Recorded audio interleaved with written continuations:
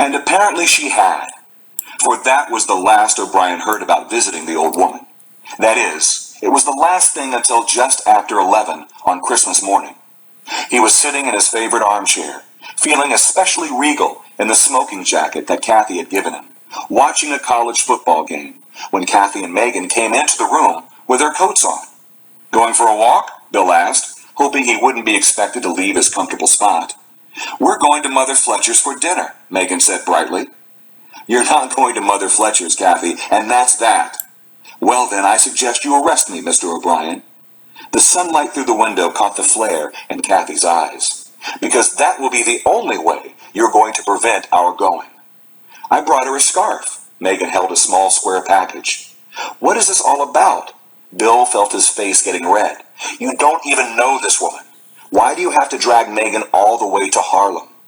"I'm not dragging her anywhere. I'm giving her the present of a visit to an old lady that even you like. Now, from what you say, all I have to do is go over to the neighborhood and ask anyone where she lives because they all know, right? Or would you like to drop us off?" The silence of the long drive was broken only by an occasional observation from Megan. O'Brien took his wife slowly, carefully, through the worst streets he could find, until he finally pulled up in front of Mother Fletcher's place.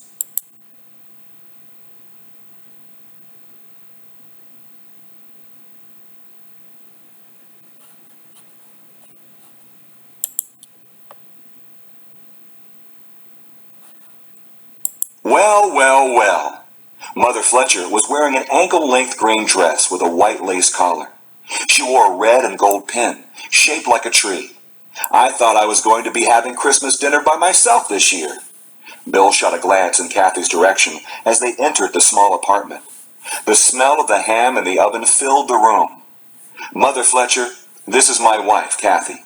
And this is Megan. Well, ain't she the prettiest little thing? Look just like her mama, too. Sit on down in here while I see if I can get something together for dinner. Did I wish you a Merry Christmas yet? Merry Christmas, children." "Merry Christmas, and here's a present." Megan gave Mother Fletcher the package. "Thank you, child," Mother Fletcher said. "Daddy didn't want to come," Megan said, pulling off her coat. "I just didn't want to put you out," Bill said quickly. "Child, I don't blame you one bit," Mother Fletcher said.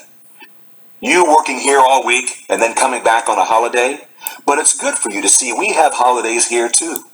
You see the people in the street all wishing each other a Merry Christmas and dressed up in their church-going clothes? You see them in this frame, and you get a different picture of them. Don't you think so, officer?" "Yeah, I guess you're right," Bill answered. "You can take your coat off," Mother Fletcher said. "I'll put it in a safe place." "Those plates are so lovely." Kathy went to the kitchen table, where 3 plates were set out. "Are they antiques?" "Everything in this house is an antique, including me," Mother Fletcher said, as she took another plate from the cabinet. "It's a lovely setting, and there sure are a lot of pots on the stove for you not to be expecting anyone."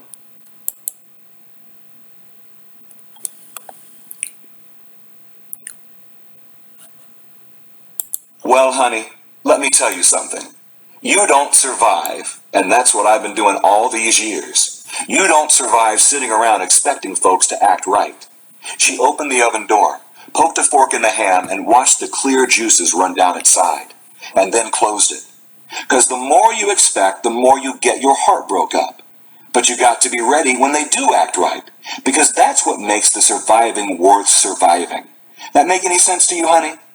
"It makes quite a bit of sense." "That child of yours eat sweet potatoes?" "Yes, she loves them," Kathy said. "Can I help you with anything?" "You can help me with anything you have a mind to," Mother Fletcher said. "'Bout time you asked me, too, old as I am." "You're not as old as Santa Claus," volunteered Megan. "Santa Claus?" Mother Fletcher put down the dish towel and turned her head to one side. "Child, I knew Santa Claus when he wasn't nothing but a little fellow. Let's see now. He wasn't any bigger than you when I knew him. Me and him used to play catch down near the schoolyard."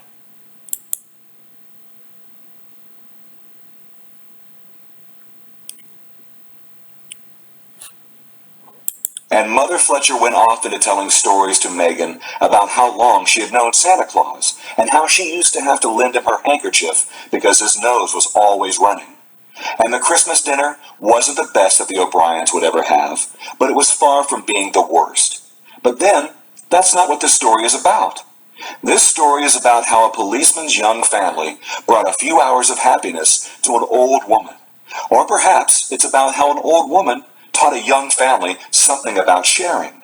Or maybe, just maybe, it is about how a 6-year-old girl found the only person in the world who played catch with Santa Claus when he was a little boy, even though she was a lot older than he was.